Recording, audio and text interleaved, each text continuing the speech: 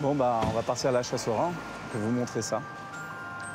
Voilà, donc là, on est dans un des endroits les plus touristiques de Paris, le Champ de Mars, qui est devenu connu pour abriter de nombreux rats.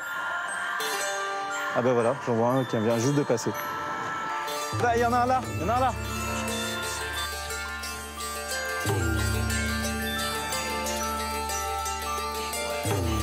Voilà, bah voilà, il y en a un qui vient de passer. Donc aujourd'hui, on a clairement une prolifération du nombre de rats. Il y en a énormément dans les égouts. On dit qu'il y a en moyenne presque 2 rats par habitant. Ça fait au moins 4 ou 5 millions de rats rien que sur Paris. Voilà, on a aujourd'hui les réglementations européennes qui nous interdisent certaines façons de pratiquer la dératisation et qui nous diminuent notre efficacité. Il faudra peut-être trouver de nouvelles solutions à ce propos. Donc après, ils ont une utilité aussi, puisque les rats, il faut savoir qu'ils mangent en moyenne 800 tonnes de déchets par jour. Donc on dit que si les rats n'étaient pas là, les égouts de Paris seraient complètement bouchés. Donc ils ont une vraie utilité. Maintenant, le but, c'est de réguler la population, d'éviter qu'ils sortent trop des égouts et qui causent justement des nuisances, que ce soit en termes d'image et que ce soit aussi en termes de risques sanitaires.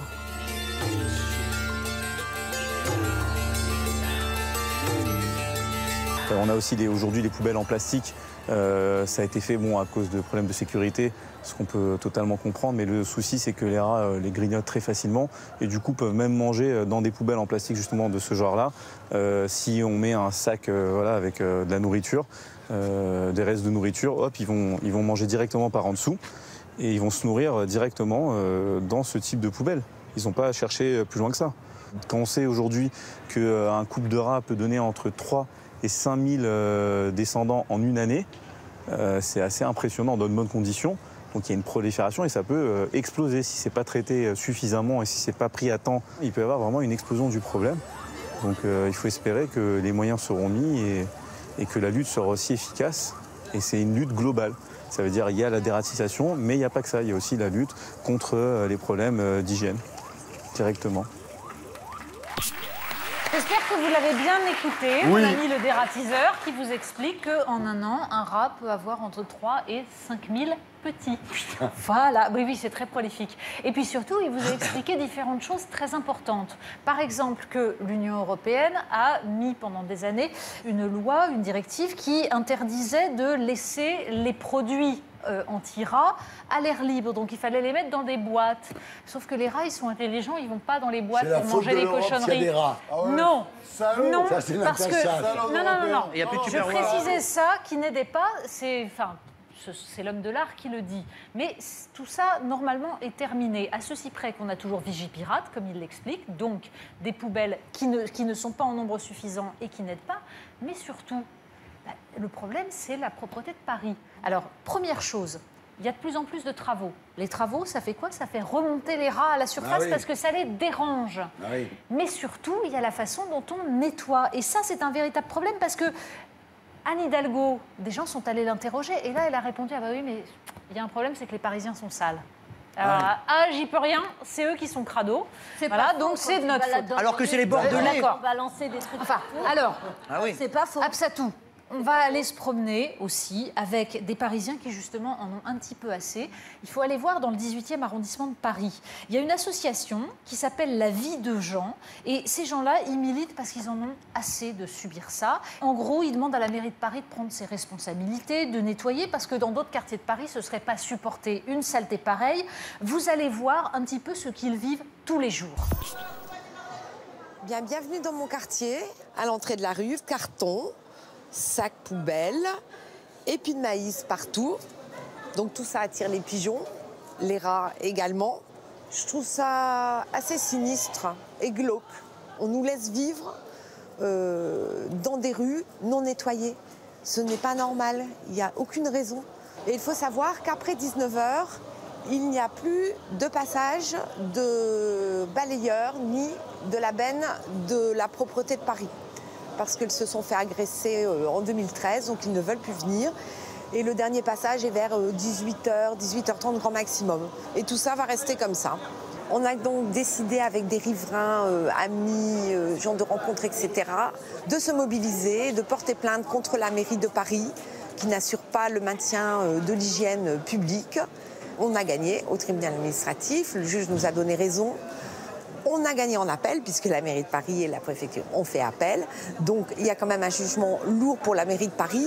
On n'en peut plus et on est aussi assez en colère parce que gagner 2 procès, c'est quand même pas rien. C'est un peu même inédit. On est très indignés, en colère. Enfin, Voilà, alors, Voilà. et il faut juste préciser que cette dame vous dit une chose. Il y a des quartiers qui sont des quartiers populaires, qui sont sales, et il y a des quartiers touristiques qui sont La rue de Rivoli. sales. Voilà. C'est-à-dire les deux endroits. Quartier touristique sale. Voilà, il y a beaucoup de gens qui passent, donc il y a des détritus, et on explique que c'est de la faute des gens. Il faut savoir, la propreté dans Paris, elle est assurée soit par le public, soit par le privé, ça dépend des arrondissements. Et dans certains arrondissements où c'est assuré par le privé, la mairie de Paris a décidé d'aller voir les entreprises, il y a Veolia, il y en a d'autres, etc. C'est le 18e arrondissement, le 10e, le 20e.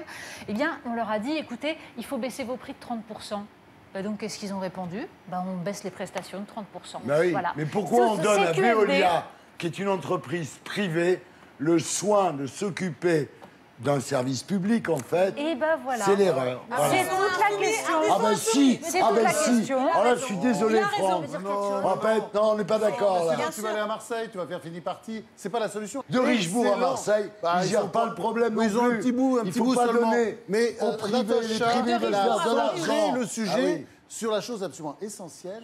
Il ne faut pas leur laisser à bouffer. C'est-à-dire le gros problème des rats, c'est les détritus. non, parce que Et ils regarde, arrivent partout. Et le problème, si tu veux, moi la mort aux rats, je suis contre à mort. Ah bon Oui, bien sûr, l'Union européenne a raison là-dessus. C'est un truc qui contamine tout, qui est mauvais pour nous, qui est mauvais pour les animaux domestiques qui crèvent les uns après les autres, etc. Donc la solution, c'est de rien leur laisser Etc. à bouffer. C'est pas vrai. Rien leur laisser à bouffer. Dernier point, je suis désolé, qui est important. Laura est intelligent, Voilà. il est empathique, Voilà. il est drôle, il a de l'humour, etc. Il ne faut pas leur laisser... il a raison. Il a, Il a absolument. raison. Allez, On va l'inviter comme chroniqueur. On va non, mais arrêtez. sur les Attendez, carrières de dimanche. moi je pense Le rat. qu'on n'est pas compatible avec les rats dans une ville. Moi j'ai eu un rat chez moi, dans ma cour à Marseille. C'était un espèce de machin. On aurait C'est dit un ragondin, chat. ça. Non, c'était un rat. C'était J'ai un quand chat. même envie de pousser C'était un un chat. coup de gueule. Donc, J'ai à envie toi. de pousser un coup de gueule. Oh, la coup de gueule. Ok, non mais oui, ok, ils font pas leur boulot. Mais à un moment, on apprend quoi à nos enfants? Que les détritus, on les met dans des poubelles. Mais donc pas attends, juste je vais finir finir ce propos-là. Quand tu te balades dans la rue, que tu vois des adultes en train de balancer leur clope, balancer leur bouffe, balancer tout, n'importe où et n'importe comment. Tu vas même sur les Champs-Élysées, avenue des Champs-Élysées, c'est une poubelle le soir. Même si on avait un service public qui était là en permanence, il ne pourrait pas ramasser autant de détritus. Bravo, Donc à un moment, il faut ouais. éduquer. Je suis d'accord, les gens. Il y a une solution. Les chats, le pouvoir aux chats. Voilà, absolument, c'est Le pouvoir au chat, le pouvoir au chat, le pouvoir au chat. Miaou. Attends, Natacha Polony. On ne supporterait pas ça dans des quartiers un peu plus aisés. Si, rue de Et Rivoli, il c'est y- pareil. Non, mais ça, c'est des quartiers, ce sont des quartiers touristiques. Touristiques. Mais les quartiers non touristiques et aisés, on ne supporte pas. Et en effet, il y a une dimension qui est celle de la pauvreté. Et dans mon quartier, il y a des enfants qui sont assis sur une place où il y a le pigeonnier contraceptif de la ville de Paris. Donc vous imaginez ce que ça donne comme déjection. La nuit, des rats partout. Et ce sont des enfants roms qui sont assis là. Et on supporte qu'ils soient assis Voilà. là-dedans. C'est Alors, honteux. un mot, Et la mot. mairie de Paris dit qu'elle a une obligation de moyens et pas de résultats. Eh bien, je suis navrée quand c'est la vie des êtres humains. On se bouge un petit peu. Un mot, Goldnadel, un mot. Les Parisiens sont quand même beaucoup plus civiques qu'il y a 50 ans et les gens ont beaucoup plus l'habitude maintenant de ranger dans les poubelles qu'avant. Donc, bien sûr, les gens sont Tu plus dois pas propres. descendre souvent les poubelles, Coco. Ça veut dire que la mairie de Paris est en dessous de tout. Voilà, bon, ça on est d'accord. Attends, Moustapha. Non, pour une fois, je vais donner une vraie info, c'est qu'à New York, ils ont été beaucoup plus malins que nous. Ils lancent des chiens, tous les mois, qui bouffent les rats. Et récemment, ils ont testé un nouveau produit contraceptif où ils jettent des pilules pour pas que les rats puissent se reproduire. Eh ben voilà. C'est mon côté journaliste. Je ne suis pas qu'un humoriste. Moi je reste attaché